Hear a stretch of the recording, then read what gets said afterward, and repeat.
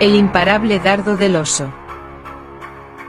Nada volverá a ser igual en los cielos de Ucrania después de su vuelo. Un ave capaz de volar hasta 5 veces la velocidad del sonido surcará los cielos de Ucrania y cambiará la historia escrita hasta ahora. Hasta hoy, el tío Sam estaba seguro que sus HIMARS eran garantía para Zelensky. Pero esto no es así. Ahora, los pájaros de hierro del oso se han vuelto más poderosos que nunca, gracias a los Kinzhal. El dardo hipersónico Kinzhal es capaz de volar a una velocidad al menos 5 veces superior a la del sonido, lo que le ayuda a mantenerse invulnerable a los sistemas de defensa ucranianos. Es imposible derribar con el sistema estadounidense de defensa Patriot. El radar del sistema estadounidense no puede rastrear al Kinzhal, ya que está limitado a una velocidad de seguimiento no superior al Mach 3.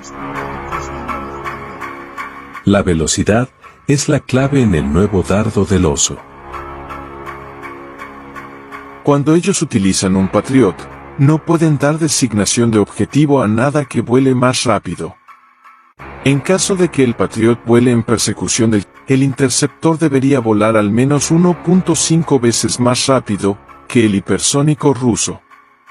Y esto no pueden hacerlo. Un reciente informe de los medios de comunicación sugería que un Patriot habría derribado un Kinzhal. Leon Kopp desmintió esta versión. Esto ha surgido debido a la falta de resultados del trabajo de los propios sistemas que fueron suministrados anteriormente a Ucrania, como parte de la ayuda militar de Washington. El portavoz del mando de las Fuerzas Aéreas Ucranianas, Yuri Ignat, admitió que el equipo de su país no era suficiente para contrarrestarlos. Hay pocos recursos en Ucrania capaces de derribar el Patriot. Nunca ha trabajado con un objetivo como por lo que es demasiado pronto para alegrarse. Es un dardo hipersónico que tiene un alcance de más de 2.000 kilómetros. El Kh-47 es capaz de superar al menos 5 veces la velocidad del sonido, o Mach 5, que es la definición de hipersónico. Gracias a sus avanzadas capacidades de maniobra, alta precisión y velocidad hipersónica, algunas fuentes se refieren al Kinzhal como un terminador de portaaviones, ya que se estima que tenga la capacidad para inutilizar o incluso hundir un hipotético portaaviones de 100.000 toneladas de un solo impacto. Finalizado todo el enfoque y sobre todo de que el techo de deuda es el elemento fundamental. Esta mañana tenemos también la fotografía hablando de deuda, de lo que se está diciendo también por parte de Rusia. Rusia dice que ha superado el déficit presupuestario previsto para todo el año en 4 meses. Ha acumulado 40.979 millones de euros de déficit presupuestario. Especialmente, según el Ministerio de Finanzas de Rusia, por una caída del 52,3% de los ingresos por petróleo y gas. China, India, comprando cada vez más barato, pero comprándole todo. 40.979 millones de euros de déficit presupuestario. Datos del Ministerio de Finanzas de China que lo está comunicando. Dice que el presupuesto ruso para 2023, dice que el déficit que podría incurrir en el conjunto del año estaba en el 2% del Producto Interior Bruto. Sin embargo, está diciendo Anton Siulanov, que es el que dirige el Departamento de Datos en Rusia, que los ingresos se estabilizaron entre enero y abril en los 93.135 millones de euros, un 22,4% menos que el mismo periodo de 2022, está diciendo Rusia. El mercado, pero por supuesto en este escenario tenemos que hablar de noticias de última hora que acaban de llegar a nuestra redacción y con el protagonismo de Moscú, porque el portavoz del gobierno ruso, Dmitry Peskov, ha señalado que el suministro de misiles de largo alcance por parte del Reino Unido a Ucrania requerirá una respuesta adecuada por parte del ejército ruso. Sin lugar a dudas, era la respuesta que estábamos esperando y que llega después de haber conocido cómo el Ministerio de Defensa británico ha suministrado a Ucrania misiles de crucero de largo alcance, una información que publicaba la CNN y que señalaba cómo son múltiples de crucero Storm Shadow, y una información que además cita varios funcionarios occidentales. Desde el Ministerio de Defensa, de forma oficial, se han negado a confirmar la noticia también que divulgaban distintas agencias, y lo que ha señalado es como entre esas noticias que enmarcan esta noticia y esta respuesta de Rusia, que responderá con ese envío de largo alcance de crucero, esa información que llega y que señalaba como por primera vez la decisión dice que Gran Bretaña había recibido garantías del gobierno ucraniano de que se utilizarían solo dentro del territorio soberano de Ucrania y no dentro de Rusia. Una información que llega a esta hora, como estamos diciendo, esa declaración y esa respuesta del gobierno de Putin, el portavoz ruso, que asegura que tendrá que tener una respuesta por parte del ejército ruso. Es la noticia de última hora que hasta ahora, sin lugar a dudas, centra. Aquí en territorio europeo. Sin lugar a dudas, una de las grandes cuestiones que las últimas horas están así despertando interés: China, China, China, China, por supuesto, y lo que dice Estados Unidos. Y ahora Biden, con la mirada puesta en esos G7 poderosos, aunque ya no tan poderosos, a finales de mayo, quieren restricciones a la inversión en China, quiere imponer esas restricciones. No sé, esa estrategia, al mismo tiempo además que habla de hablar con China, cómo va a casar y, bueno, ¿qué nos cuentas de este punto? Sí, es un ejemplo más, ¿no?, de la hipocresía y de ese ejercicio de intentar sorber y soplar al mismo tiempo, que es realmente imposible. Uno coge un vaso con una pajita, intenta sorber y soplar al mismo tiempo y evidentemente al final lo que va a tener es un problema, ¿no? Además viene precedido de unas declaraciones de Yellen pidiendo una relación constructiva y justa con China, lo cual no se comprende muy bien. Efectivamente, la idea es firmar en las próximas semanas, va a firmar Joe Biden una orden ejecutiva que no lo llevaría al G7 para proponérselo para todo el resto de socios, sino que primero firmaría una orden ejecutiva para restringir la inversión en sectores clave de la economía de China por parte de empresas de Estados Unidos. En principio solo serían empresas de Estados Unidos, al menos eso es lo que apunta Bloomberg, que es la agencia que ha dado un poco la información en Estados Unidos. La idea es luego llevar esto al G7, efectivamente en esa reunión que va a comenzar el 19 de mayo en Japón.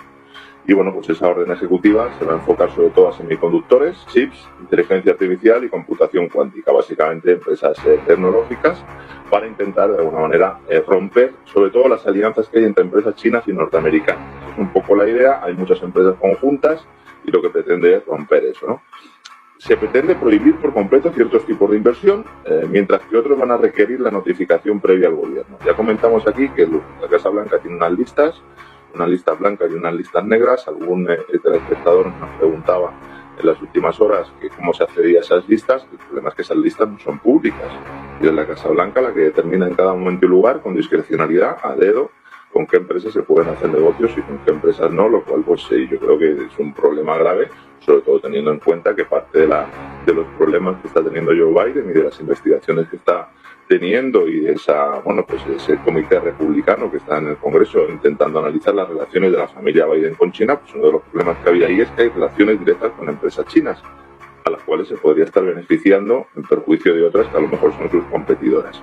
Al mismo tiempo, Yellen, precisamente en las últimas horas, también en una entrevista televisiva, planteaba que han dejado claro a las empresas chinas y a los bancos chinos que no va a tolerar a Estados Unidos acuerdos comerciales que ayudan a Rusia a evadir las sanciones. Lo cual, evidentemente, pues es otro elemento que no se entiende muy bien, porque, claro, el hecho de que Estados Unidos pueda plantear en el seno de la OTAN una serie de sanciones, o en el seno incluso del G7, que son países aliados, con respecto a hacer negocios con un tercero, se puede más o menos comprender. Aunque, bueno, la soberanía nacional de esos países queda un poco en entredicho. Ahora, en el caso de China, ¿cómo le va a decir Estados Unidos a China si puede o no hacer negocios con Rusia, ¿no? Entonces vemos como al mismo tiempo hay un ataque importante, pero al mismo tiempo, prácticamente el jueves, Yellen en una comparecencia pública habla de esa relación constructiva y justa con China y denuncia a China por hacer competencia desleal, precisamente por estar ayudando a determinadas empresas nacionales, a empresas chinas, a desarrollar su actividad en el exterior en perjuicio de otras. Y eso es justo lo que está haciendo Estados Unidos con estas medidas. Eso es justo lo que ha estado haciendo la Reserva Federal durante los últimos años, porque la verdad, aquí hay un elefante rosa en la habitación gigante del que nadie quiere hablar. ¿Realmente quién está haciendo una política proteccionista? ¿China o Estados Unidos? ¿Realmente quién está haciendo una política que atente contra el libre mercado? Es que es inaudito que en determinados sectores de la economía, China, sobre todo en los grandes, China y Estados Unidos, tengan la misma política económica, que es utilizar al Banco Central para suministrar crédito barato, para facilitar un endeudamiento masivo de determinadas compañías, grandes multinacionales, que viven codo a codo con el Estado. Yo siempre digo que se acuestan en la misma cama y que además no tienen ningún problema porque ni siquiera lavan las sábanas, ¿no?, después de acostarse juntos. Y esa política es exactamente igual en China que en Estados Unidos. Si me apuras, China abre mucho más las puertas que Estados Unidos. ¿Por qué? Porque puede competir sobre todo en términos de costes, en términos de una regulación más laxa. Entonces a China le interesa la apertura comercial. Pues ¿quién está haciendo aquí competencia desleal? Eso es lo que se tendría que preguntar mucho, ¿no? Yo la verdad, si muchos economistas norteamericanos de hace 50 años vieran lo que está pasando ahora, desde luego que no se lo creerían, Eva. Izada por Ucrania. Ojo al movimiento que acaba de anunciar Estados Unidos, y es que los fondos incautados están caminando ya una parte de ellos hacia Ucrania. Es decir, vamos a hablar con propiedad, fondos rusos que Estados Unidos ha dicho me los quedo yo, que para eso soy Estados Unidos, y para Ucrania porque a mí ya no me cabe más dinero para endeudarme, sobre todo por el techo de deuda. ¿Qué ha provocado el movimiento de techo de deuda? Vamos a coger el dinero incautado, por decirlo de esa manera, a Rusia y se lo mandamos a Ucrania. Consecuencias de la decisión de Estados Unidos todavía inexploradas. ¿Por qué?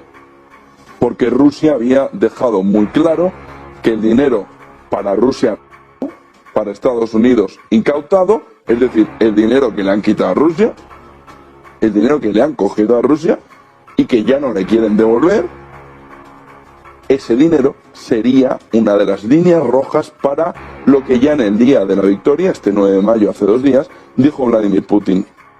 Es contra Occidente. Y Occidente es sinónimo de Estados Unidos. Y Estados Unidos, que ayer ya vio en todo ese mensaje de la OTAN que la fotografía ya es militar pura, le ha cogido el dinero y le ha dicho, ¡hala! Para Ucrania, ya vendrás luego a reclamarlo. Así que vamos ahora con el análisis de la geopolítica del día. Dolores Rubio, profesora en Relaciones Internacionales en la UCM, en la Universidad Complutense de Madrid. Muy buenas tardes. Muy buenas tardes. Bueno, Dolores, no sé si hoy has podido escuchar a Borrell, hacía yo un mini resumen, Borrell, el alto representante de política exterior, hoy diciendo que Rusia ha perdido ya la... Claro, es bastante llamativo que diga esto de esta forma tan contundente cuando todavía es algo relativamente evidente, ¿no?, que no ha perdido. Dice que ha sido derrotada militarmente. Te quería preguntar si tú también estás de acuerdo con eso que ha dicho Borrell. Pues de acuerdo, no puedo estar con él porque francamente no sé en qué se basa para decir este tipo de, para afirmar que efectivamente Rusia ha perdido militarmente la igualmente, bueno, pues en el resumen que has hecho no he tenido la ocasión de escuchar sus declaraciones, pues que excluye también a China del posible arreglo al que se pudiera llegar en relación a la guerra en Ucrania, y veo difícil que esto también se pueda producir, se pueda llegar a producir, porque sea, en primer lugar, o sea, no veo de momento que Rusia ha perdido militarmente la guerra, porque, a ver, si Rusia pierde militarmente la guerra, eso significa que Ucrania ha perdido militarmente la guerra. Es verdad que puede haber un retroceso militar de Rusia, pero quedan otras dimensiones de la guerra tanto para Rusia como para Ucrania.